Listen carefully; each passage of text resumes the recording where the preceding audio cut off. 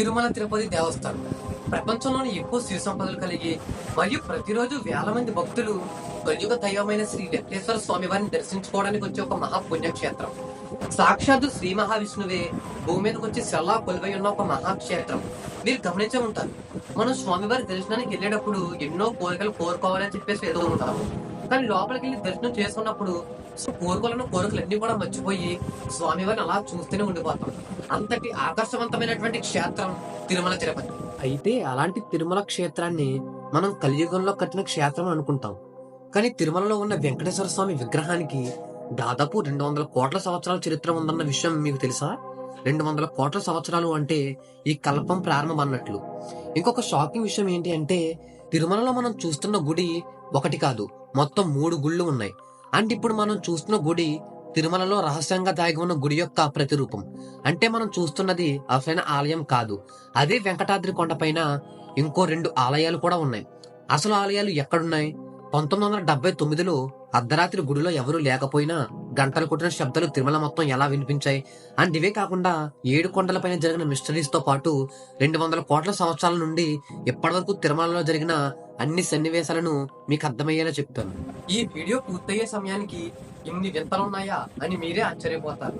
Note: నేను ఈ వీడియోని చాగంటి గారు, గరిగిపాటి గారు అండ్ అలాగే నందమూరి శ్రీనివాసరావు గారి వీడియోస్ నుంచి అండ్ అలాగే కొన్ని న్యూస్ పేపర్ ఆర్టికల్స్ చదివి చేశాను.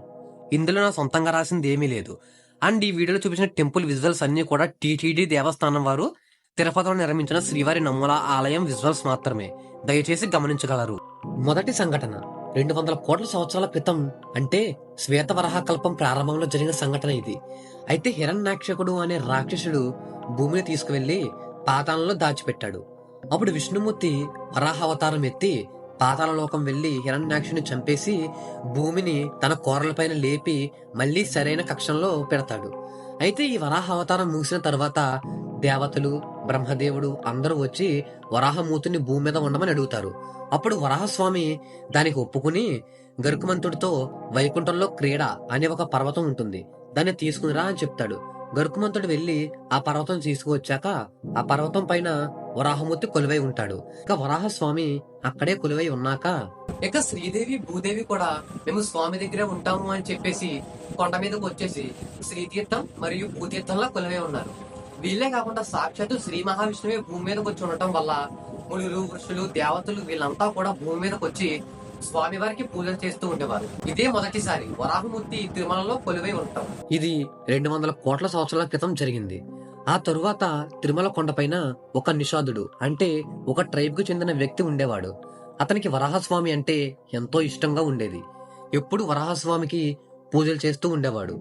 ప్రతిరోజు స్వామికి నైవేద్యం పెడుతూ ఉండేవాడు.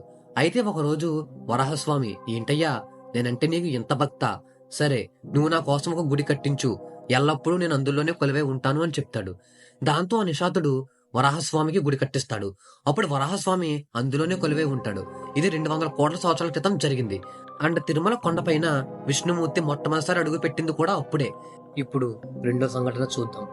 అప్పట్లో శనక మహారాజు అనే ఒక మహారాజు ఉండేవాడు. ఆయన విష్ణుమూర్తికి చాలా పెద్ద భక్తుడు.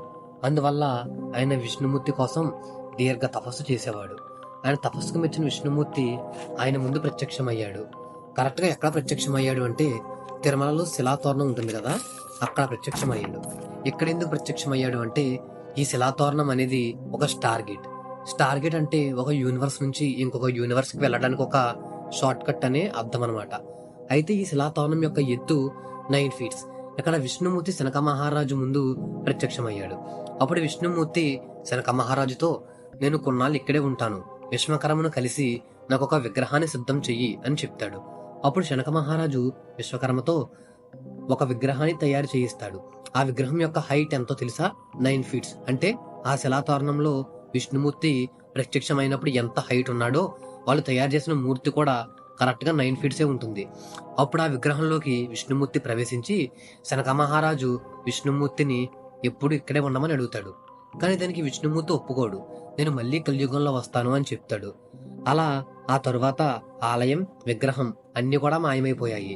ఓన్లీ వరాహస్వామి గుడి మాత్రమే ఉంది. మూడవ సంఘటన ఇది ద్వాపర యుగంలో జరిగింది. ద్వాపర యుగంలో వైకానసుడు అనే ఒక మహర్షి ఉండేవాడు. ఆయనకి కృష్ణుడు అంటే ఎంతో ప్రేమ. అయితే కృష్ణుడి కోసం దీర్ఘ తపస్సు చేస్తాడు. అప్పుడు కృష్ణుడు ప్రత్యక్షమయ్యి, నువ్వు నా కోసం ద్వారకా రావాల్సిన పనేమీ లేదు, నేనే నీ దగ్గరికి వస్తున్నా. దానికోసం తిరుమల కొండపైన నా విగ్రహం భూమిలో ఉండిపోయింది. నువ్వు వెళ్ళి ఆ మూర్తిని బయటికి తీసి ప్రతిరోజు పూజ చేయి, అప్పుడు నేను నీ దగ్గరికి వస్తాను అని చెప్పి ఇంకో మాట కూడా చెప్పాడు. నువ్వు వెళ్లే దారిలో నా ప్రియభక్తుడు రంగదాసు కూడా నీకు కనిపిస్తాడు, అతన్ని కూడా నీ వెంట పెట్టుకుని తీసుకువెళ్ళు అని చెప్తాడు. ఇక వైకానసుడు వెళ్తూ ఉండగా రంగదాసు కనిపిస్తాడు.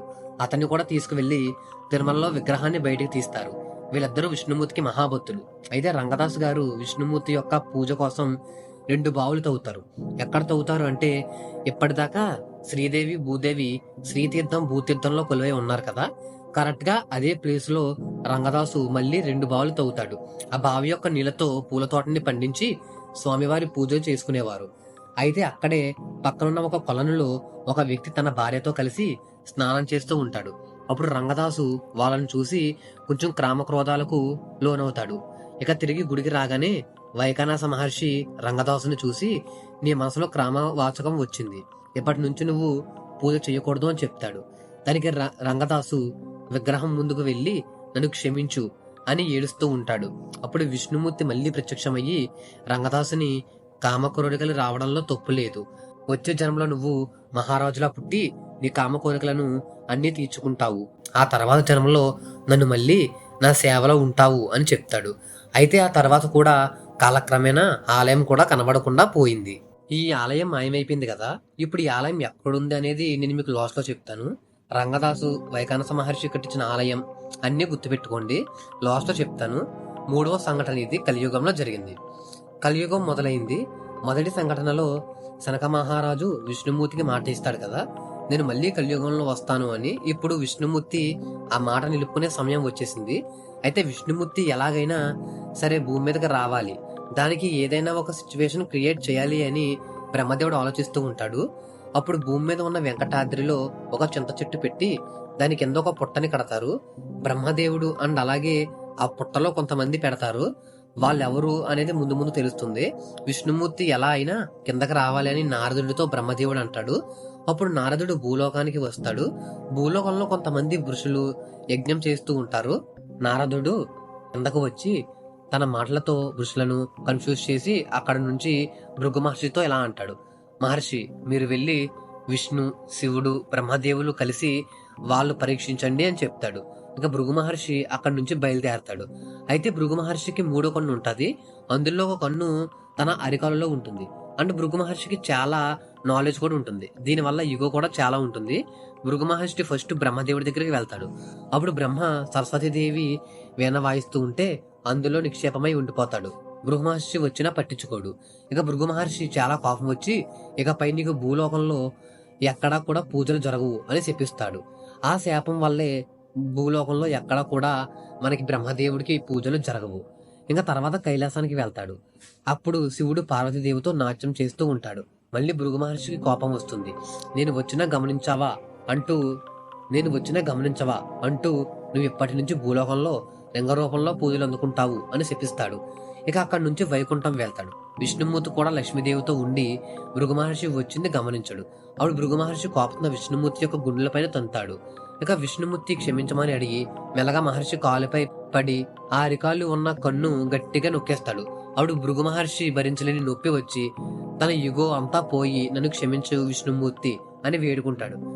కానీ పక్కనే ఉన్న లక్ష్మీదేవికి మాత్రం భృగు మహర్షి తన భర్తను తన్నడం చాలా కోపం వస్తుంది.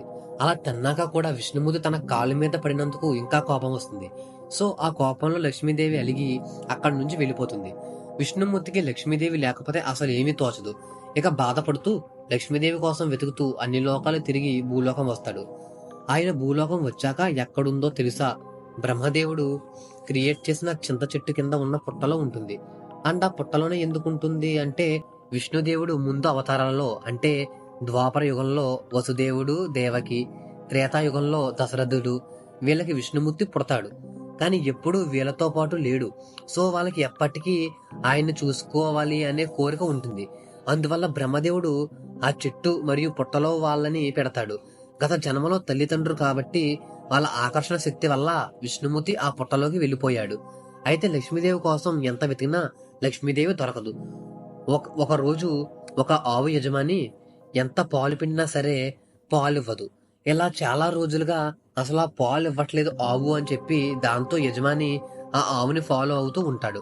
అప్పుడు ఆవు ఒక పుట్ట పైన నిలబడి తన పాలని ఆ పుట్టలో పోయడం చూసి యజమానికి చాలా కోపం వస్తుంది. వెంటనే ఆ యజమాని తన చేతిలో ఉన్న గొడ్డలిని తీసి ఆవుపైకి విసురుతాడు. ఆ గొడ్డలి ఆవు చేరుతుంది అనగానే పుట్టలో నుండి విష్ణుమూర్తి బయటికి వస్తాడు. దాంతో ఆ గొడ్డలి వచ్చి విష్ణుమూర్తి తలకు తగులుతుంది. విష్ణుమూర్తి గాయమవుతుంది. ఆ గాయమే 3 నామాలు. అయితే ఆ ఆవు ఎవరో కాదు, బ్రహ్మదేవుడే. ఆ యజమానిని చూసి విష్ణుమూర్తి చాలా కోపం వస్తుంది.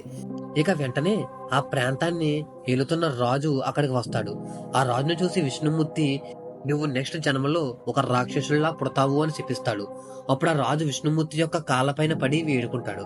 విష్ణుమూర్తి కరుణించి నువ్వు నెక్స్ట్ జన్మలో ఆకాశరాజులుగా పుడతావు, నీకు పద్మావతి అని ఒక అమ్మాయి పుడుతుంది, ఆమె నేను పెళ్లి చేసుకుంటాను అని చెప్పి చెప్తాడు. ఇక విష్ణుమూర్తి పద్మావతి పుట్టాక ఆమెను పెళ్లి చేసుకుంటాడు. పెళ్లి చేసుకున్న తర్వాత విష్ణుమూర్తి కొండ కింద ఉన్న ఒక ఆశ్రమంలో ఉంటాడు. ఇక ఎన్నాళ్ళు కోపం వచ్చిన లక్ష్మీదేవి కూడా తిరిగి వచ్చేస్తుంది. అయితే ఆకాశరాజు యొక్క తమ్ముడు అంటే పద్మావతి దేవి యొక్క చిన్నాన్న ఒక అతను ఉండేవాడు. ఆయన పేరు తొండమాన్ చక్రవర్తి. విష్ణుమూర్తి తొండమాన్ చక్రవర్తిని కొండపైన నా కోసం ఒక ఆలయాన్ని కట్టిమ్మని చెప్తాడు. ఆ ఆలయం మత్స్యం వైకుంఠంలో ఉన్నట్లే ఉండాలి అని చెప్తాడు. ఇక్కడే జాగ్రత్తగా వినండి. అసలు ఈ తొండమాన్ చక్రవర్తి ఎవరో తెలుసా? మొదటి జన్మలో ట్రైబల్ కి సంబంధించిన ఆ నిషీధుడు, రెండో జన్మలో విష్ణుమూర్తి రంగదాస్ కి నువ్వు వచ్చే జన్మలో మహారాజులా పుడతావు అని చెప్తాడు కదా. ఆయన ఇప్పుడు 3వ జన్మలో తొండమాన్ మహారాజు. అయితే ఒక విషయం చెప్పడం మర్చిపోయాను. విష్ణుమూర్తి పద్మావతి దేవితో పెళ్లి చేసుకోవడమే కుబేర దగ్గర అప్పు చేశాడు. అండ్ పెళ్ళయ్యాక ఆయన అక్కడే ఉండడం కోసం కొండపోయినట్లు ఉన్న వరాహమూర్తిని అక్కడే ఉన్న 100 అడుగుల స్థలాన్ని కూడా అడుగుతాడు. ఆ స్థలం తాలూకా అగ్రిమెంట్ ఇప్పటికీ కూడా ఉంది. అది ఎక్కడుందో లాస్ట్ కి చెప్తాను. లాస్ట్ లో నేను చెప్పిన మిస్టరీలు అస్సలు మిస్ అవ్వకండి. వరాహమూర్తి ఆ స్థలం ఇచ్చినందుకు గాను విష్ణుమూర్తి వరాహమూర్తికి ఇప్పటి నుంచి నీకు నైవేద్యం పెట్టిన తర్వాతే నాకు పెడతారు, భక్తులు ఫస్ట్ నిన్ను దర్శించుకున్న తర్వాతే నన్ను దర్శించుకుంటారు అని చెప్తాడు. Back to the story. Tondaman చక్రవర్తి గుడి కట్టమని చెప్పగానే ఆ కొండపైకి వెళ్లి ఒక గుడి కడతాడు. ఈయన కూడా 2 బావులు తవ్వుతాడు. అవే శ్రీతీర్థం, భూతీర్థం.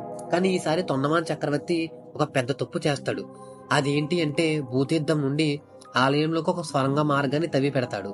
ఇక విష్ణుమూర్తి తొండమాన్ చక్రవర్తి కట్టిన ఆలయంలోకి వెళ్ళిపోతాడు. అక్కడే తన భార్యతో పాటు ఉంటాడు. అయితే తొండమాన్ చక్రవర్తి ఒక తప్పు చేస్తాడు అన్నాను కదా, అదేంటి అంటే విష్ణుమూర్తి ఆలయంలో ఉన్నప్పుడు తొండమాన్ చక్రవర్తి తవ్విన స్వరంగం నుండి ఆలయంలోకి వస్తాడు. అదే సమయంలో విష్ణుమూర్తి తన నిజస్వరూపంలో తన భార్యతో ఉంటాడు. ఇక తొండమాన్ చక్రవర్తి విష్ణుమూర్తి తన నిజస్వరూపంలో ఉన్నప్పుడు చూడటం వల్ల విష్ణుమూర్తికి తొండమాన్ చక్రవర్తి పైన చాలా కోపం వస్తుంది.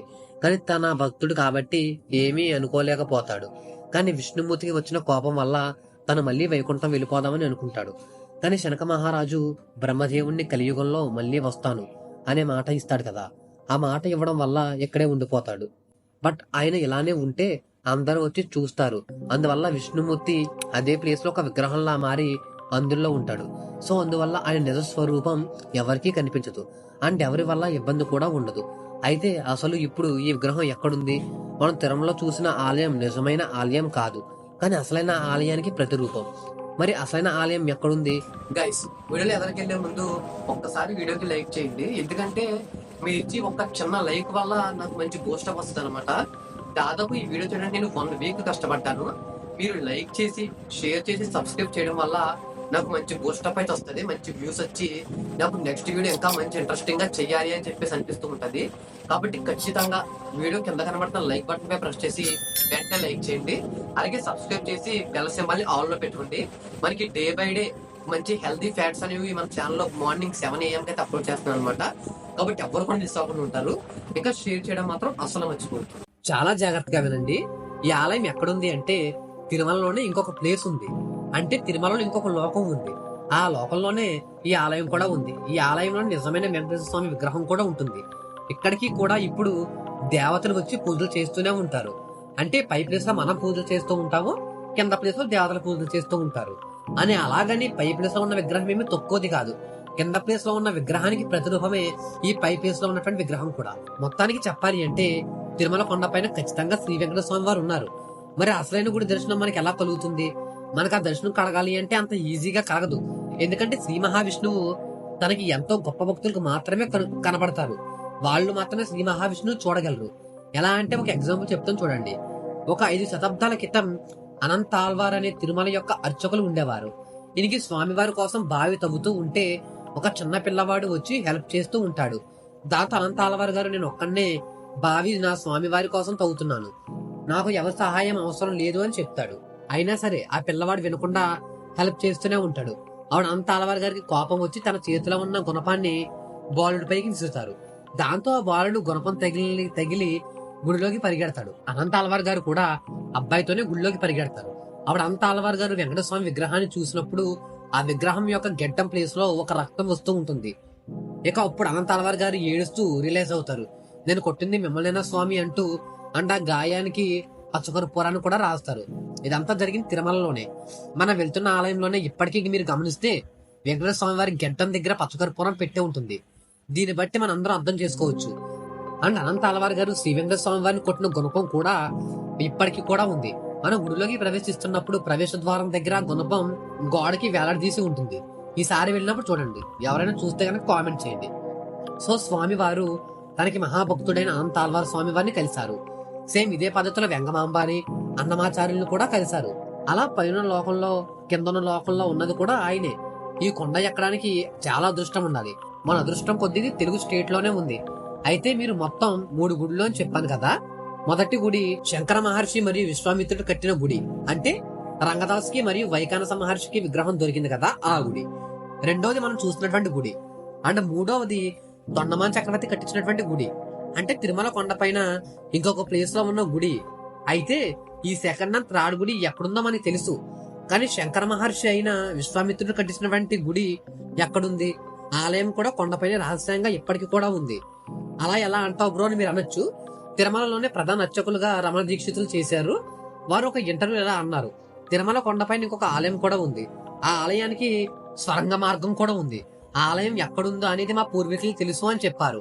ఇది ఎప్పటికీ ఉందని, దానికి దేవాలయంలో ఎక్కడొక మార్గం కూడా ఉందని, అయితే దేవాలయం కింద భాగంలో ఉందని పెద్దవాళ్ళు చెప్తూ ఉంటే విన్నాను. సో తిరుమల కొండపైన ఈ 3 ఆలయాల్లో కలియుగ దైవమైన శ్రీ వెంకటేశ్వర స్వామి ఇప్పటికీ కూడా ఉన్నారు. ఇక్కడికి వెళ్ళడం మన అదృష్టం. సో ఈసారి తిరుమల వెళ్ళినప్పుడు ఎవరితో తగాదాలు పెట్టుకోకుండా మంచిగా దర్శనం చేసుకోండి. ఏమో ఎవరు తెలుసు అక్కడ వెంకటేశ్వర స్వామి ఎవరి అవతారంలో తిరుగుతారో అని. అందుకోసమే ఎవరిని ఏమి అనకుండా ఉండండి. ఆయన కొండపైన తిరుగుతూ మన పక్కనే ఉండే అవకాశం కూడా ఉంది. ఇంకా ఇప్పుడు కొండపైన ఉన్న కొన్ని మిస్టరీస్ చెప్తాను చూడండి. అయితే 1979లో తిరుమలలో చాలా కరువు వచ్చింది. ఎంత కరువు వచ్చిందంటే కేవలం కొన్ని రోజులకు సరిపడా నీళ్లు మాత్రమే కొండపైన ఉన్నాయి. ఒకవేళ నీళ్లు రాకపోతే భక్తులను తిరుమల కొండపైకి రాకుండా ఆపే సిచ్యువేషన్ కూడా వచ్చింది. అయితే అప్పుడు తిరుమల యొక్క చీఫ్ ఎగ్జిక్యూటివ్ ఆఫీసర్ గా పనిచేసిన పివిఆర్ ప్రసాద్ గారు ఈ సిచ్యువేషన్ ని ఎలా టాకిల్ చేయాలో ఆయనకు కూడా అర్థం కాలేదు. అప్పుడు ఈ కరువుకి శాస్త్రాల్లో ఏవైనా సొల్యూషన్ ఉందా అని ఆలోచించడం మొదలు పెట్టారు. సో అందుకోసమే తిరుమలలో ఉన్న ఒక పెద్ద వేద పండితులు అయినటువంటి ఉప్పులూరి గణపతి శాస్త్రిని కలిశారు. ఆయనకి తిరుమలలో ఉన్న సిచ్యువేషన్ మొత్తం ఎక్స్ప్లెయిన్ చేశారు. అప్పుడు గణపతి శాస్త్రి గారు ఒక యాగం గురించి చెప్పారు. అదే వరాహ యాగం. ఈ వరాహ యాగం ఇప్పుడే కాదు, ముందు శతాబ్దాలలో కూడా తిరుమల పైన నీళ్లు లేనప్పుడు జరిపారు. అయితే ఇప్పటికీ అన్ని ట్రై చేసిన పివి ఆర్క్ గారు యాగాన్ని చేయడానికి ఏర్పాట్లు చేశారు. అయితే యాగం జరగాల్సిన రోజే ఏదో ఒక అడ్డంకం వల్ల ఆ యాగం ఆగిపోయింది. తర్వాత మళ్ళీ ఏర్పాటు చేశారు. మళ్ళీ అప్పుడు కూడా ఆ యాగం ఆగిపోయింది. అప్పుడు ఒక ఆఫీసర్ పివి ఆర్క్ గారి దగ్గరికి వచ్చి మనకి 7 రోజులకు సరిపడా వాటర్ మాత్రమే ఉన్నాయి అని చెప్పారు. దాంతో పివి ఆర్క్ గారు వెంకటేశ్వర స్వామి ఆలయంలోకి వెళ్లి దేవుడి ముందు కన్నీళ్లు పెట్టుకుని ఏడుస్తారు. అయితే ఆ రోజు రాత్రి అవ్వడం వల్ల వెంకటేశ్వర స్వామి ఆలయం తలుపులు మూసేశారు. కానీ ఆ రోజు తిరుమల అంతా కూడా గంట కొట్టిన సౌండ్ వినిపించింది. అందరూ ఆ సౌండ్ వినిపించడం ద్వారా ఆ రాత్రి అందరూ కూడా గుడి దగ్గరికి వచ్చేసారు. కానీ ఆగమన శాస్త్రం ప్రకారం రాత్రి గుడి తలుపులు తెరవకూడదు. ఇక ఆ రాత్రంతా అందరూ అక్కడే ఉండి తెల్లారు ఎప్పుడు అవుతుందా అని ఎదురు చూస్తూ ఉన్నారు. ఇక పొద్దున్న అయ్యేసరికి డోర్ ఓపెన్ చేసి చూస్తే లోపల ఎవరూ లేరు. మరి అసలు ఆ గంటలు ఎవరు కొట్టారు? గాలికి ఊగింది అనుకుంటే అలా ఎన్నోసార్లు జరగాల్సి ఉంది. ఇక ఈసారి మళ్ళీ వరాహ యాగానికి అందరూ కూడా రెడీ అయ్యారు. అండ్ ఈసారి వరాహ యాగం కూడా మొత్తానికి కంప్లీట్ అయింది. కానీ బయట మాత్రం చాలా ఎండగా ఉంది. ఇప్పటికి కూడా పివిఆర్ గారు చాలా డల్గానే ఉన్నారు. అయితే యాగం ముగిసిన తర్వాత ఉత్సవమూతలను కొంత దూరంలో ఉన్న కొనలలో స్నానం చేయించి మళ్ళీ అదే ప్లేస్ లో పెట్టాలి. అలా ఉత్సవమూతలకు స్నానం చేయించి మళ్ళీ గుడి వైపు నడుస్తూ ఉండగా తిరుమల అంతా నల్ల మబ్బులు కమ్ముకున్నాయి. ఆ రోజు మొదలైన కుంభవృష్టి వర్షం మళ్ళీ తర్వాత రోజు మధ్యాహ్నం వరకు కూడా ఆగకుండా కురిసింది. దీనివల్ల కొండపైన ఉన్న చెక్ డ్యామ్స్, తీర్థాలు ఇలా అన్ని కూడా నిండిపోయాయి. ఇది శ్రీ వెంకటేశ్వర స్వామి వారి యొక్క మహాత్యం. ఇప్పుడు సెకండ్ మిస్టరీ, కాయ రసాయన తీర్థం. దీని గురించి వరాహ పురాణంలో చెప్పబడింది. ఈ తీర్థం ఎక్కడుందో ఎవరికీ తెలీదు, కానీ ఖచ్చితంగా కొండపైనే ఉంది. అయితే ఈ తీర్థం యొక్క ప్రత్యేకత ఏంటి అంటే ఇందులో ఉన్న నీళ్లు గనక మనం స్నానం చేస్తే మన లోపల ఉన్న అన్ని రోగాలు పోతాయి, మళ్ళీ మనం యవ్వనంలోకి వచ్చేస్తాం. మరి ఇప్పుడు ఈ తీర్థాన్ని ఎలా గుర్తించాలి అంటే ఒక ఎండిపోయిన ఆకును గనక తీసుకువెళ్లి ఆ తీర్థంలో గనక ముంచితే ఆకు మళ్ళీ కూడా గ్రీన్ కలర్ లోకి మారిపోతుంది. కానీ ఈ కలియుగంలో ఇప్పుడు ఈ తీర్థం ఎక్కడుందో తెలిస్తే అసలు ఏం జరుగుతుందో గెస్ట్ చేసి కింద మీరే కామెంట్ చేయండి. మూడవది తామరపత్రం. వరహస్వామి వెంకటేశ్వర స్వామికి 100 అడుగుల స్థలాన్ని ఇచ్చారు అని చెప్పాను కదా, ఆ స్థలానికి సంబంధించిన అగ్రిమెంట్ పత్రం ఈ తామరపత్రం. ఈ పత్రం ఎక్కడుందో చెప్తాను అని ఇందాక చెప్పాను కదా, అది ఎక్కడుంది అంటే తిరుమలలోనే ఒక మ్యూజియం ఉంటుంది కదా, ఆ మ్యూజియంలో ఈ పత్రం కూడా ఉంది. ఈ పత్రం పైన రాసి ఉన్నది ఇప్పటి వరకు కూడా ఎవరు డీకోడ్ చేయలేకపోయారు. ఈసారి వెళ్ళినప్పుడు ఈ పత్రాన్ని కూడా దర్శించుకోండి. నాలుగవది వెంకటేశ్వర స్వామి విగ్రహం కింద నది ఉందా?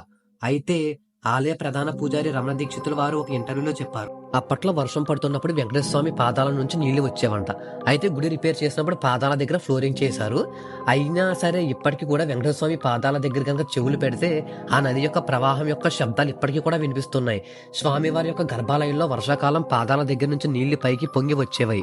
వెదురు చేటలతో నీళ్లు తీసి బయట పారబోసే వాళ్ళు ప్రెసెంట్ ఇప్పటికీ మీరు స్వామివారి పాదాల పైన చెవి పెట్టి వింటే మీకు అలల శబ్దంలానే వినిపిస్తూ ఉంటది. దీన్ని బట్టి మనం అందరం కూడా అర్థం చేసుకోవచ్చు ఈ యొక్క విగ్రహం మూర్తి కింద ఇంకొక లోపం ఉంది అని చెప్పేసి ఇలా చాలా మంది శాస్త్రవేత్తలు కూడా చెప్తున్నారు. సో ఇదండి ఎన్నో మహాత్యాలు కలిగిన శ్రీ వెంకటేశ్వర స్వామి వారి యొక్క అద్భుత లీలలు. ఈ వీడియో నచ్చినట్లయితే ఖచ్చితంగా లైక్ చేసి సబ్స్క్రైబ్ చేసుకోండి. నెక్స్ట్ వీడియో దీనికన్నా బాగా ఉండబోతుంది. నెక్స్ట్ ఏ టాపిక్ పై చేయమంటారు అనేది కూడా కామెంట్ చేసి చెప్పండి. ఎంతవరకు వాచ్ చేసినందుకు అందరికీ థ్యాంక్ యూ సో మచ్.